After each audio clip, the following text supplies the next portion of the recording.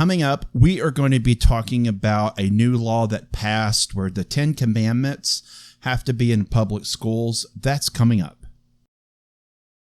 Hey everybody, it is Josh. I appreciate you guys tuning in today. If you like the kind of content that I put out, would you please like this video, even share it, subscribe and hit the notification bell, all of that, so you can be connected to what we're doing here at Building Bridges. Today we're going to be talking about a law that was passed just a little while ago. This morning, Louisiana has become the first state to require the 10 Commandments be displayed in public classrooms, from kindergarten to publicly funded universities. If you want to respect the rule of law, you got to start from the original lawgiver, which was Moses. Governor Jeff Landry signing the bill, which requires a poster-sized display or framed document of the 10 Commandments to be installed by January.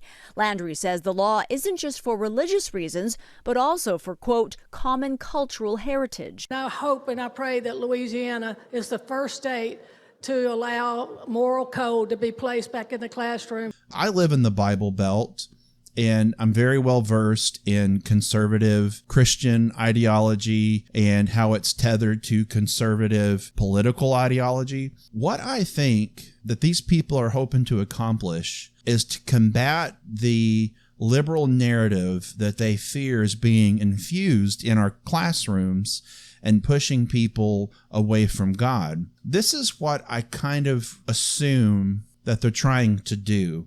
Because there's a great fear in the Christian community that there's a liberal agenda that essentially compels our children towards ungodliness. It's one of the reasons why a lot of people homeschool their kids.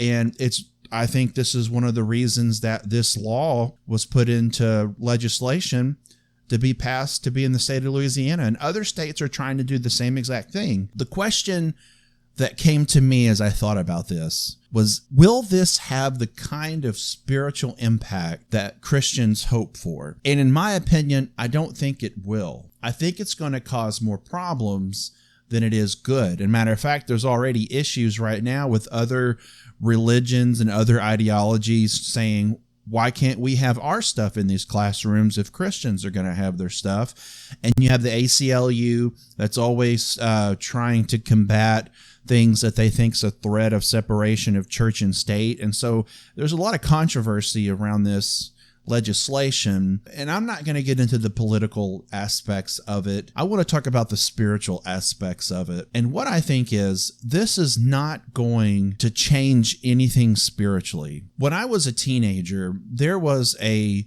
local school that had a shooting, killed several people, including teachers and kids. It was a terrible thing that made the news and headlines and all that. And people in my community, they kept saying something, and the preachers kept saying something. They kept saying that the reason something like this happened is because prayer was taken out of school. Essentially, that God was taken out of school. I don't think that's what happens here. I think that people with some mental health issues made some very poor choices that unfortunately took several lives. I understand, especially in the older generations, I understand the fear that God is being stripped of any type of respect in American culture. And honestly, I think in some aspects that's true, but how do we combat an anti-God culture? Well, for me, I think there's some very simple things that we can do. The first thing is having compassion for people that are not like us. That's kind of the whole essence of my podcast, why I named it Building Bridges, because we got to build some type of bridge to people who don't know Jesus in order for them to cross over that bridge and to get to know a little bit about God, to hear the gospel. Because what often happens in culture, especially in Christian culture, we're very protest driven, that if something encroaches on our beliefs, we immediately go into a combative mode. But I think when we look at Jesus and the influence that he had on people, I think a large portion of it was the fact that he had compassion. It says that in Matthew chapter 9, that he had compassion for people. It's easy to tell someone something's wrong. It's easy to do that. It's easy to find faults. It's easy to combat people that we don't agree with. That's easy. But having compassion, trying to take time to understand their perspective and find a way that you can weave in the message of God in an organic conversation with lost people, I think is what it will take for true change to happen. I mean, you can pass legislation all day long, but that's not going to change someone from the inside out. God is the only person that can change someone from the inside out. Someone that's like a Saul going in the very wrong direction, and then all of a sudden God gets involved. He becomes Paul, fundamentally changed. Only God can do that. We harp on sins. We are always focused on what's wrong instead of taking time to think about what can we do to help make things right. We really just devalue prayer in these types of situations, that we need to ask God to help us see these people like he sees them. These people, all these people out there, are God's creation. They're people that are valued, that are worth redemption, to have the chance to have a right relationship with God.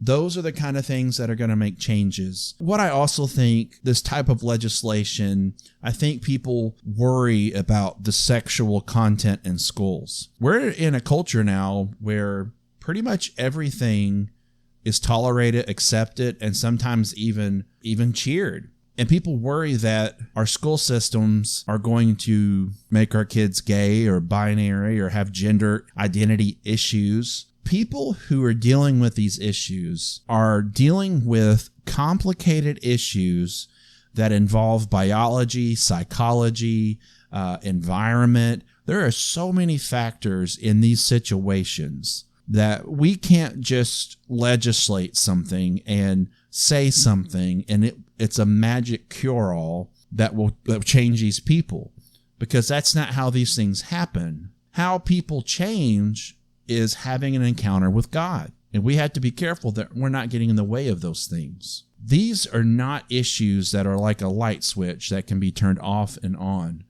These are deep, complicated issues that are hard to navigate when you're a Christian trying to understand these people, but that's what you have to do. If you want to influence people, then you have to understand people. And you don't treat people like projects, but you treat them like human beings. And when you have differences with these people, you treat them like human beings with the respect that they deserve. Because there could be a day where God strikes their heart, they want to change, and they're looking for who they can talk to about it. If you're a person in their life that's constantly judging them, berating them, attacking them with Bible verses about how wrong they are on whatever issues, they're not going to turn to you. And they're going to seek somewhere trying to find out who God is. And often they'll go into the wrong places that are not theologically correct because they're overcompensating mercy by compromising the Word of God. So we have to be compassionate for these people.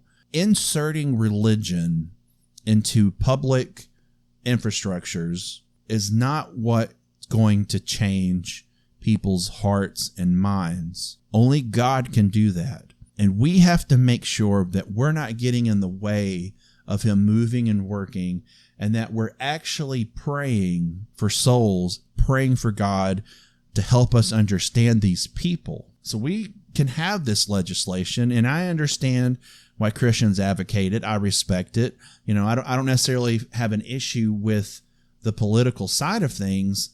I'm just saying forcing our faith into the political system, forcing our faith into society is not what's going to change people's hearts. And guys, never forget this. Compassion builds a bridge.